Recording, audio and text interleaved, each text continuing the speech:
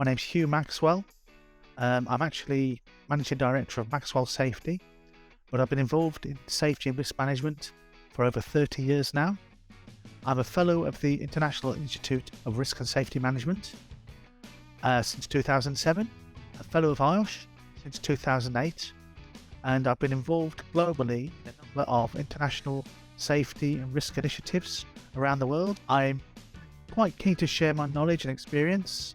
I do a lot of work in my own company, but also companies and supporting safety and risk professionals in their development, as well as other managers.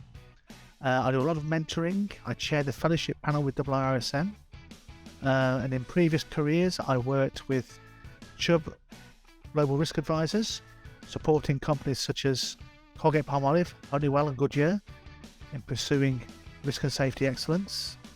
And really for the past few years, partly through my engagement with IIRSM, I've been able to attend a lot of international events as well as host international webinars such as Egypt's 2022, which is the main oil and gas event in Egypt.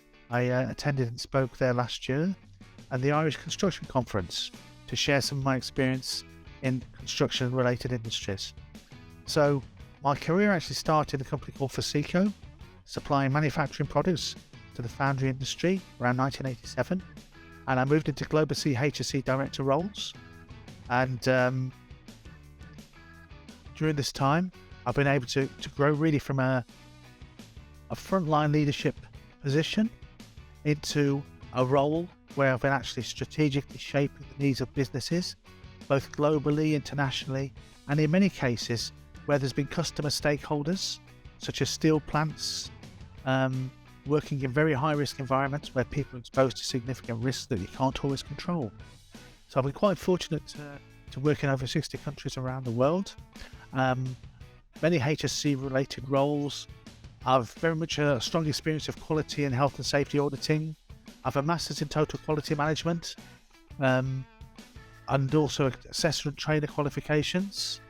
I've done a lot of work in terms of machine guarding, DSE assessing, behavioural safety and leadership, and I'm very keen to try and share knowledge as much as possible. I've also done a lot of project management over the years, which I think can be quite beneficial to a number of the attendees on this, because I think as we become more senior in our roles, it's important we recognise the technical competencies have to be weighed up with the emotional intelligence and with the people skills that aren't always present.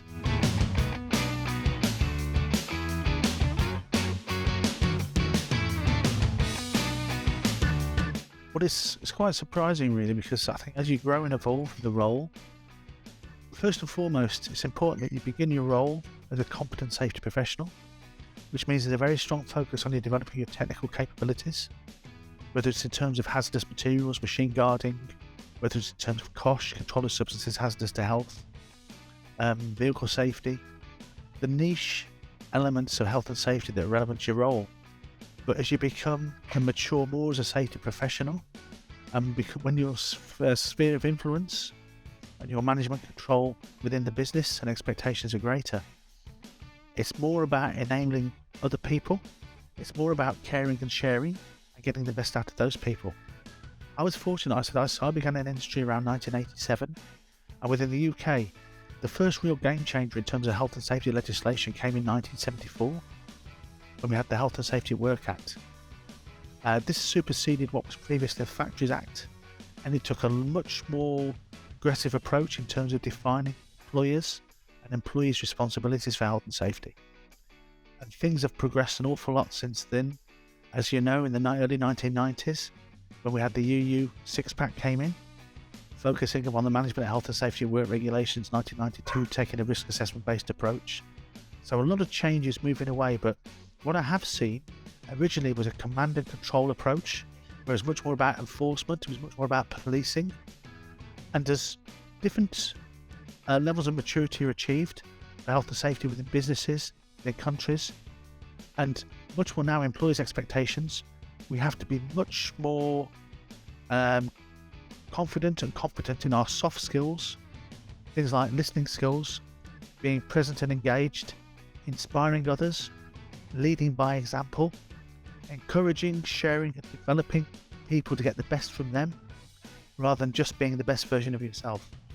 So there's a big change, and the big change now, particularly since COVID. I think COVID itself has stimulated a lot more risk awareness. There's a lot more focus upon nowadays upon employee welfare and well-being. I'm not saying it hasn't already been there in the past, but people recognise the need. Employees themselves are recognising the need to have good policy, and not just good policy, so you tick the box, but good practice in place. Because ultimately, if you protect your people, protect their safety and welfare, not just physically but mentally as well, then ultimately these are the cogs that make the business work. So by looking after your people, you can have successful, ongoing, sustainable businesses.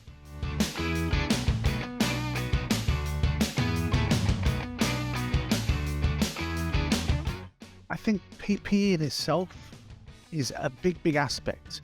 As I said to you, with myself coming from what I call high-risk industries, in some cases, for example, in the steel plant where you may be exposed to fume or vapours, or you may be exposed to noise, PPE is recognised as being the last resort, but sometimes it's the only resort. And to me, PPE is what I will call one of the fundamentals of us being health and safety professionals. To me, as a health and safety professional, it's important that we recognise that our role is to help support the implementation of an effective and meaningful policy. And within that policy, elements include things like organising, things like planning and implementation, where we implement systems to identify hazards and put in place the right control measures. And in this case, this is where the PPE knowledge is important, so that you can make sure that you're protecting the people at the sharp end where they're exposed to that hazard. In my own experience, that's been very much the case in manufacturing environments, but also in customer locations at steel plants, where our people working there have been contracted workforce, and there'll be other co-activities going on. So I think it's a fundamental that we need to understand not just the hazards, but the hazard controls. And if we look at the hierarchy in terms of eliminate, reduce, isolate, control, PPE is the last resort in many cases. We do need to have an understanding to make sure we appreciate and apply the right PPE for the right environments.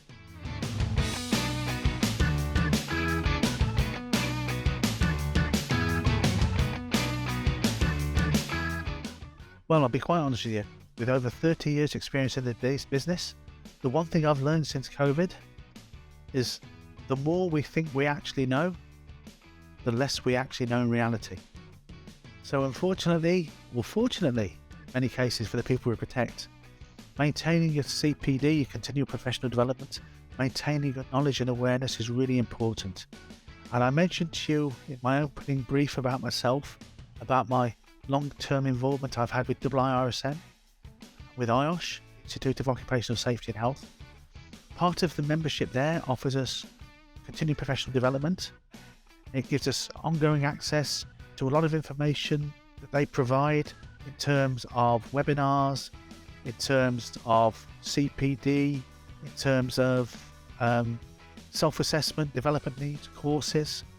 And they have a couple of publications which both organisations use, which I think are invaluable, which don't only just share other people's experiences in risk and safety, but they also give you an insight into current and impending knowledge, new technologies, and things like artificial intelligence. New technologies are coming in at a greater rate of knots, so we have to stay ahead of the game. But I also refer to a number of things. Obviously, legislation and legal compliance is key. So there's a number of tools out there I use, such as the H&S website in the UK. I use the European Agency for Occupational Safety and Health website. They're based in Bilbao. I also use Cedric, Kroner, Barber. All of these are important points of reference if you want to dig that bit deeper. I also find that through some of the trade associations I work with, it gives me an insight and allows me to find this information quite rapidly, as well as sharing the insights from other people and other professionals within my network. So there's a lot of ways out there, and to me one of the big advantages of being associated with people like IOSH and IIRSM is what they offer us in terms of this development and this fast route in terms of a quick access go-to if we do need this information and need it timely.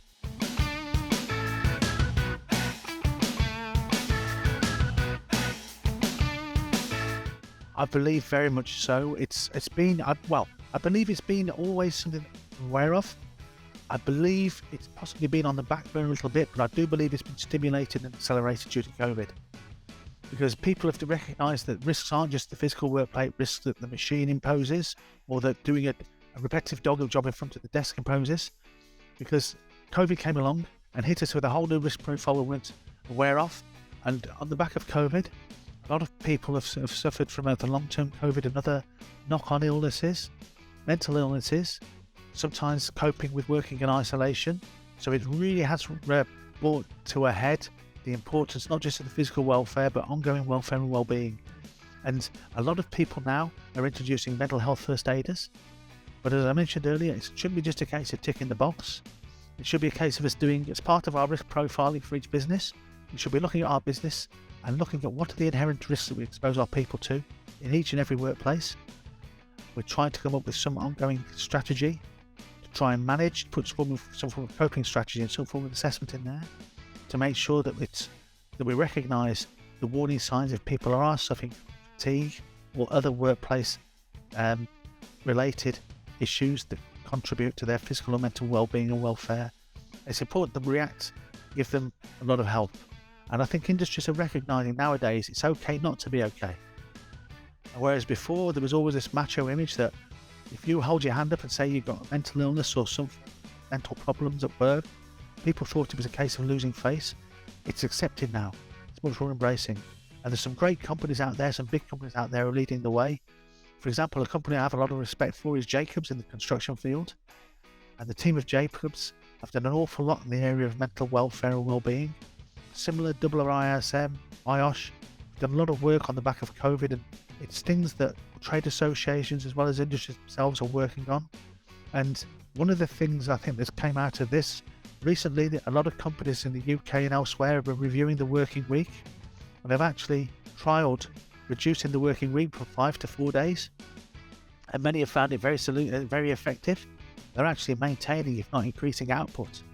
So I think the employee work-life welfare balance is going to shift in many industries over time. I think it's very much at the evolution stages. Again, one size doesn't fit all, so it's much more about each business understanding their own risk profile, developing what I will call their own coping strategy that befits the needs of their business risk profile, the needs of their employees going forward.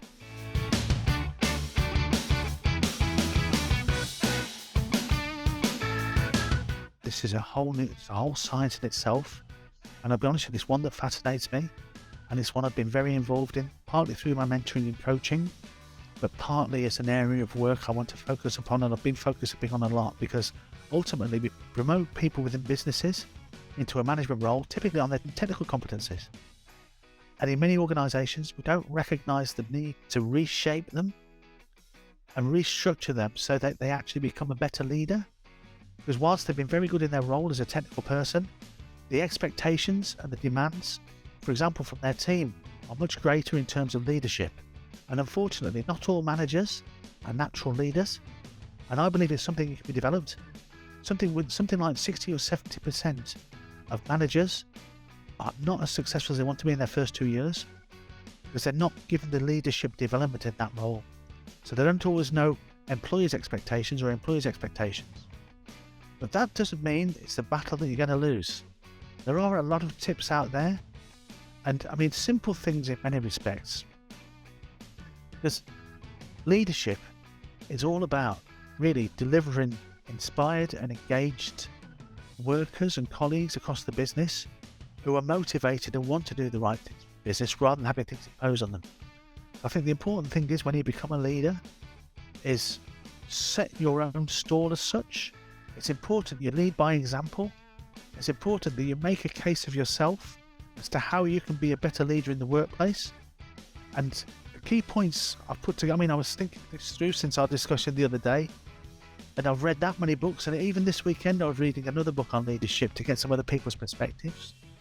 For me, I think the important takeaways, if you want to be good leaders as safety professionals or as any professional, first and foremost, we've got to understand the needs of the business, but also understand the needs of the employees.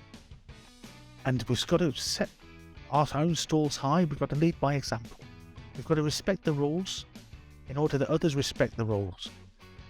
But it's also important that we do have the right people skills, the right level of engagement to focus upon the people's needs and sometimes overcome people's threats. Because the first thing we need to do is try and establish and grow mutual respect and trust so that people recognise the importance of what we're trying to do in terms of share with them and also in terms of developing them as a better leader and better into their role. And I'm not saying that what they're doing is wrong at the moment, but the more we can engage, the more we can empower others, the stronger the people themselves can be and the stronger the business can become in terms of, because ultimately a manager is not necessarily a natural leader. So it's important that we follow on, we share, we never give up despite however tough the challenges are. Sometimes when you take on a new management role, you try and implement some form of change and it doesn't work right the first time. Don't get disheartened. Realise, keep that vision. Try and learn. Nobody managed to get into a successful leadership role without making a few mistakes along the way. It's not the mistakes you make, it's the way you deal with them, or what you learn from them and share with them. Never be scared to say that mistake. Never be scared to involve your team and engage your team, because you get respect that way. And it's a two-way, a double-edged sword, respect. You have to give respect to gain respect. And you have to build trust and recognise that people don't always have the same style, the same values as you. So it's about trying to encourage and engage them so that you share the values and overcome their fears sometimes. So you never give up. Sometimes you lose a battle to win the war. Never lose sight of the ongoing purpose, which is basically protecting people in order to grow and protect the business. So try and stay true to your core values or the core values of the business, whilst maintaining this respect. And don't be scared to keep revisiting along the way and change your approach if something doesn't work. Because sometimes you can learn as much from your team, and that's one of the big things, one of the big buzzes I get from mentoring and coaching I do for different generations of professionals. Whilst I'm sharing and trying to really share as much knowledge and give as much knowledge and insight from some of the mistakes and the experiences I've had across my career, I'm also learning in terms of their aspirations, their expectations, and learning from them in terms of application of new technologies. And it's great because it revitalises me, it invigorates me, and it helps me to change and grow as a professional as well. So we can all learn from each other.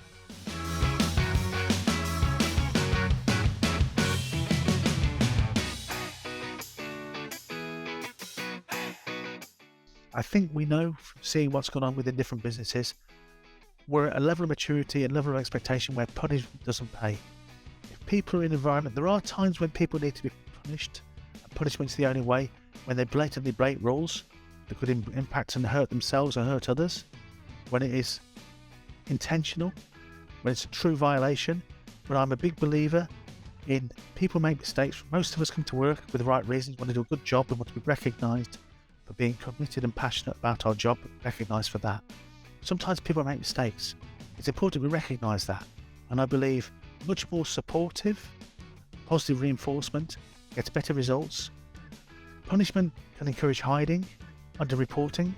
I much more put things on the table, because ultimately when people do make mistakes, it's typically a training or a management shortfall rather than the individual. And many times I apologise to my employees and said, look, I'm sorry, we haven't trained you right, or we need to spend more time on this with you. So it's our oversight, not theirs. The important thing, again, building this trust so that through our problems, they'll report these problems to you, they'll raise them. Nothing's better than a person saying to me, I'm not trained to do that, or I'm not competent, or I'm not confident to do that. Rather than somebody who says, right, I'll take it on with some apprehension or with some limited information which could result in them having an accident or somebody else or themselves being hurt. So I'd much rather have that mindset. Now, the way to try and develop this and build this, obviously, is not to micromanagement, but it's to be visible. It's to go out and spend your time face to face at the sharp end, what I call boots on the ground, engaging, building that trust, building that rapport with people. If you see something that's wrong, don't hit them with a big stick. Talk to them about it, ask them why they're behaving that way, maybe the fact we've not trained them correctly, and then discuss with them what's a safer course of action, what's the better thing to do, what's the better approach. Get them to buy into it, and then revisit them a few weeks later, or however much later the situation allows. Discuss with them, is it safer, and make sure that they've taken on board the changes. And if they need a little bit more training and refining, do that with them. Build this supportive approach, learn from mistakes, take much more coaching approach with people, and really try and empathise. The fact that they're trying to get the job done. You've got somebody yelling at them, production. You're coming along saying safety. But I do believe really more companies nowadays are actually walking the safety talk than we're previously doing beforehand. They say that safety was our first priority. It wasn't always the case, but now people recognise by getting that strong safety foundation, by getting that ongoing engagement, by knowing your people, knowing what drives them, knowing their needs and concerns, working with them. And I think an important thing as well is to building this trust. If people ask you and you commit to something, deliver it. If you can't deliver it, explain to them why very early and get them involved in that decision-making process so they accept the fact you've tried to give them what they need. If there are constraints, whether it's financial or other constraints, make them part of the solution rather than alienating them or dismissing them. So it's all about this total engagement, and that's top down, bottom up. That's equally whether I'm in a boardroom talking to the senior management, or whether I'm at the sharp end with a guy cleaning out a shop blaster or doing something in the steel plant, which is a high risk activity. All of these people are equally important to the business. All of them deserve that same level of respect and empathy, because they're all part of this big cog, all part of this big unit that makes our business function.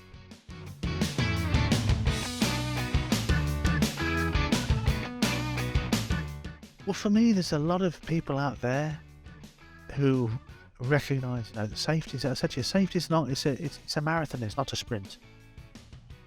I've always believed it's better to do 3 or 4 things very well than 10 or 11 things badly. So one of my big takeaways is don't micromanage. Support, don't micromanage. Allow people to learn in their style. Share knowledge rather than impose knowledge. Coaching and mentoring allows this. Ask people to come up with their solution. I've done a lot of works in places like in China where they think very differently to a European. That's not wrong. Let them develop their approach and let them share their message and convey their message in their way. But for myself, when it comes to safety, for total success, I'm a big believer in what we call the 7 Ps. A lot of people, there's different versions of it out there, but I believe in proper planning, preparation, prioritization, prevents poor performance. So whenever we're looking to do any management change process, realize it is a change. Some people will engage earlier, others later. Sometimes the later engagers, what I call the agnostics, can become your safety champion, because whilst they may have been cynical to buy into it early on, once they actually take that knowledge and they truly believe in it, they can become your biggest adversary to sell it. So I'm a big believer in sell, not tell. So really, they're my key takeaways for people.